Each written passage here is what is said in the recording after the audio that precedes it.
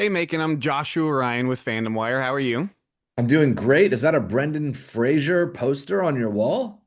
It is. I got autographed by Brendan Fraser at a festival a couple years ago. Very cool. Oh, wow. Thank you. Admiring your Um, stuff. so I just rewatched The Toxic Avenger for the second time.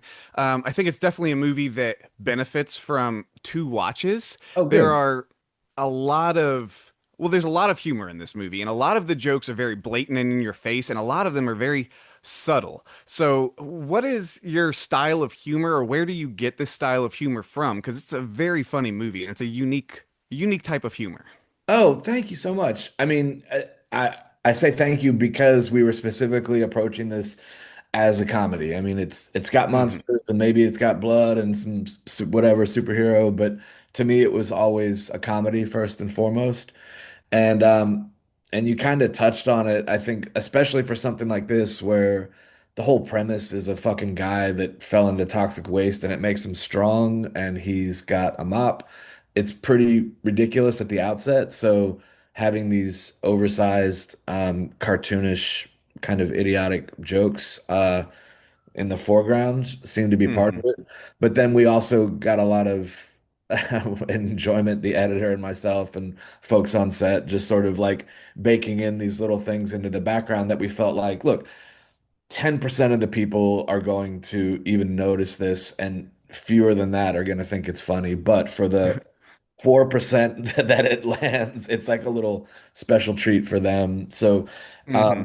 we just wanted to keep it stuffed full of stuff that could be available to everybody.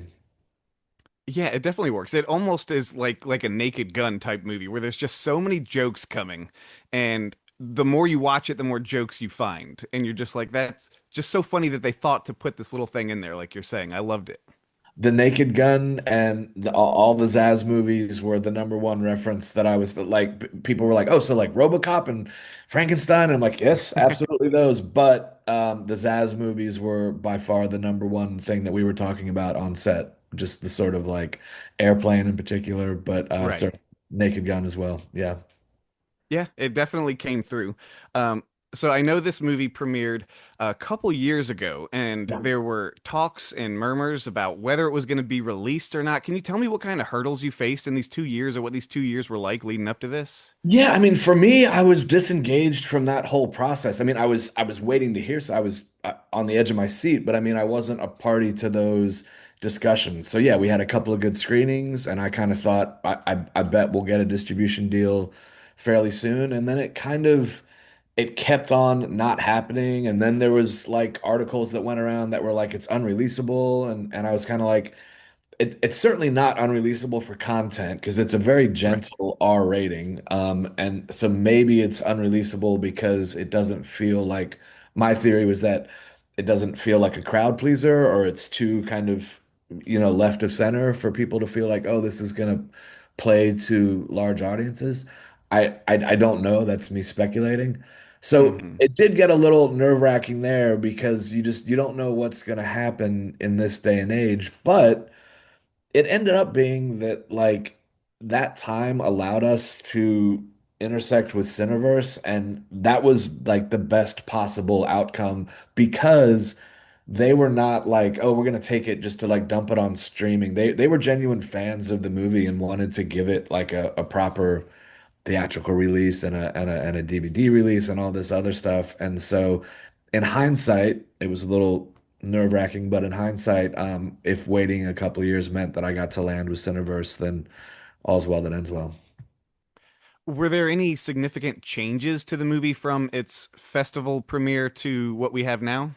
Nope. No, there was like one shot that was adjusted a little bit in post, but it was largely the same thing. That's why it's like I think the idea that it was unreleasable for content was I think misinterpreted somehow, or like a game of telephone. Somebody said like, "Oh, it's unreleasable," and somebody was like, "Oh, it's probably because it's gross," but it's not that Right. gross. And so, uh, yeah, it took some time to find the right partner. So, I'm glad where we ended up, and if waiting 2 years was part of that, then that's cool. Now, I know before this movie happened, there had been talks of trying to do a reboot of the Toxic Avenger for some time with Right. various different people attached. How did you come to be involved in writing and directing it? It was those other versions, I had heard about them too, but my understanding is that whoever had the rights before Legendary, that those versions never happened and the rights lapsed. So Troma had the rights, and this was around the end of 2019, and they partnered with Legendary to do a new version. And I kind of knew some of the executives at Legendary. They had seen another movie that I'd done, and then I had done a little bit of dialogue work for them.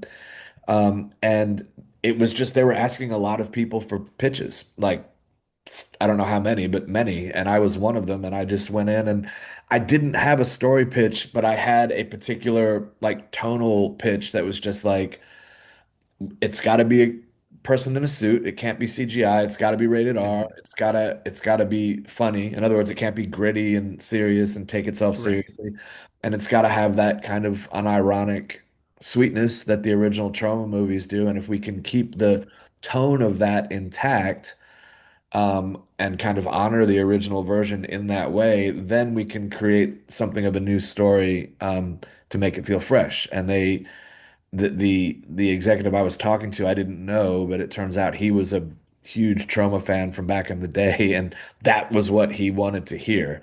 I went in right. there saying that like they're gonna tell me to beat it because they're gonna want a PG-13 movie or they're gonna want the Dark Knight version or whatever. I was just like I didn't know. But that turned out to be exactly what he wanted to hear, and that turned into a writing job, and that sort of evolved into the directing job. My introduction to Toxie as a child of the late 80s and 90s was actually Yeah. the cartoon Uh-huh. and the video games. And then I didn't get to the movies until I was, a little bit older. Did you look at the cartoons, the video games? Were these something that you were involved with or watching when you were younger and playing, or how was your introduction to Toxie? My introduction to Toxie was the original movie when I was about somewhere between sixth or seventh grade, and it was the older brother of a buddy of mine. You know, this was the sort of the late 80s, and they bring you a videotape, and it's like, look at this cover. And that's sort of the metric for what you want to watch. Look how cool this cover is. This guy's got a mop and a tutu and American Yeah. flag. And you're like, what is this? So we watched it and it made a huge impression on us as kids. And it was something that sort of the style of it and the tone of it and the do-it-yourselfness of it was something that stuck with us as we were starting to teach ourselves how to make our own movies on videotape, like after school. Um, and so I was aware of the cartoon a little bit, but my main sort of connection to the character was from the original movies, the first two really. And although when it came to designing this Toxie, you can see we took some of the inspiration from how he looked in the Toxic Crusaders cartoon, where his Hmm. skin is a little more green and that kind of thing. So Right. there's a little bit of that in there. So in your movie, Toxie's name is Winston Goose, and in the original, it's Melvin Ferd. What was your reasoning or goal with making them different characters, or what kind of separation did you want to maintain from the original, if any? It was basically that in the original. I mean, first of all, you cannot out Melvin Mark Torgel. Like that's a failing proposition. You will look foolish. And I felt like if we go back to the original, and people are already going to be saying, why are you remaking the Toxic Avenger at all? It's so singular. It's perfect as is. And they're not wrong. If you compound that by saying like we're also going to have our character be a young kid that works at a health club and he's trying to meet girls and you do that exact story, then it really compounds that why are you doing it question. And so I kind of felt like it needed to be, the Toxic Avenger, the hero, but the backstory, Hmm. the human version of him would need to be a new character with a new story. And so I felt like to distinguish him from Melvin, that he would be older, and instead of it being kind of a romantic story, it's more of a family story as far as what the emotional thing is. But it was just the idea that like, you've got there's a lot of different James Bonds, and they're all kind of called James Bond, but they're different guys with different Right. personalities, and it's I kind of looked at it like that, where it's sort of like he wears the mantle of this particular hero, but he's not literally the same guy. If anything, um we made the reporter character named Melford as if this was maybe like a multiverse version, and the Gotcha. original Melvin never fell into the toxic waste, and he got his act together and grew up and became a reporter. That's more of an Easter egg than an actual story thread, but Uh-huh. that was the thinking. Well, the cast is fantastic. You have a lot of really big name actors who are just hamming it up and having a great time on screen.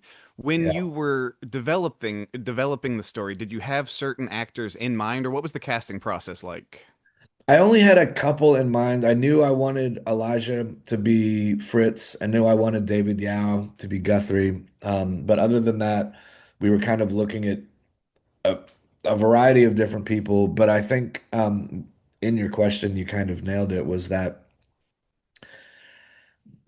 people that would sort of intuitively get the sense of humor of this and could kind of give themselves over to that. And it's a ridiculous movie, and being kind of hammy and over the top is part of the tone that we were going for. And so we're just interested in finding folks that were comfortable doing that. And everybody that we ended up talking to, they were they were all either fans of the original or at least understood the original enough to know that like the sort of the purposeful stupidity is kind of part of the charm, and that's what we were going for. Right. And to go along with it, and everybody was they were very happy to sort of throw themselves into the mix. So it was a fun ensemble to get to play with for sure. When you were designing the look of the characters, primarily Toxie or Kevin Bacon's, villainous monster at the end, Yeah. what was that process like? What were your goals, and how difficult was it to do this practically? We had great makeup people from Millennium FX, so I had full faith in them, and I feel like they did a great job. The design process on Toxie, we did try a bunch of different versions, and some of them maybe went a little too far into like a decayed zombie sort of inhuman kind of look, and it was very cool at first, and we started to go that direction, and then I just started to feel like I kind of wanted him to be a little more accessible to people and a little more like, monstrous, but have a little more humanity in there. So we sort of veered back into another direction that was like a combination of the first Toxie and the cartoon and a little bit of Peter's facial features in there.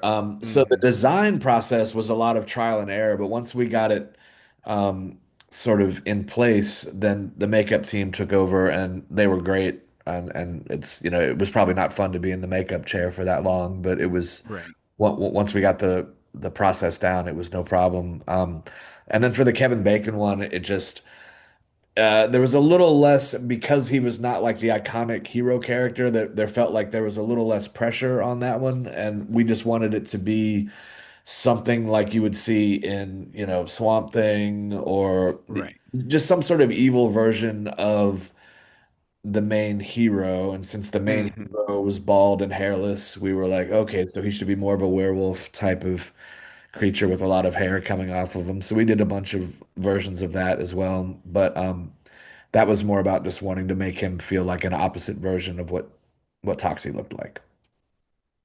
So I'm going to end with a very quick and obvious question. The very end of the movie, past all the credits, there's a joking tease of a sequel, the Toxic Avenger versus Dracula, and all this. Um, is there a chance? Is there hope? Are we going to get a sequel version to this? Because I want to see more Toxie. I want to see more Toxie too. I think we have to make 1 billion, so I think we're just short of that maybe. Um, no, I mean there's no formal talk right now. If there were to be, I would love to talk about it. It would be super fun to return to this universe, but you know, that was something that the editor and I were making each other laugh at the like right before we had to send it off for finishing. We were like, let's put one last little thing in just to sort of make us chuckle. But Let's Right. say that's legally binding, and if we hit that Yeah. mark, then it'll trigger a sequel. All right. Well, thank you very much. I'm glad I got to talk to you, and I'm looking very forward to what you do next. Thank you so much. You're in Austin, right? I'm in Central Florida. Oh, okay. I misunderstood. My All right. other buddy who spoke to you earlier when the movie first came out, also from FandomWire, he is in Austin. Oh, okay. Maybe that's what I'm. Okay, cool. Well, tell them I said hello, and I hope to see you around sometime at a festival or something. All right. Thank you, sir.